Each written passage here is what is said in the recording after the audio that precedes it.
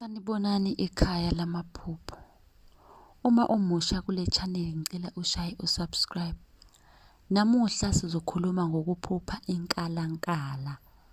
Uma le video ibuka ku TikTok ngicela uphuthume nayo ku YouTube usearch ukuthi chaza amaphupho.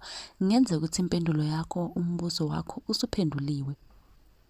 Uma ibona ku YouTube subscribe phela. Uma ibona ku TikTok ngibuza ku inbox inamba ngikunikeze ukuzosibuza njalo lapha ku WhatsApp amaphupho oba nawo. Namuhla sokhuluma ngamaphupho ngenkalankala.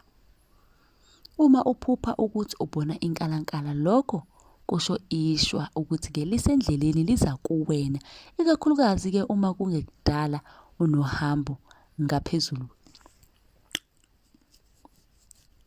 kwamanzi.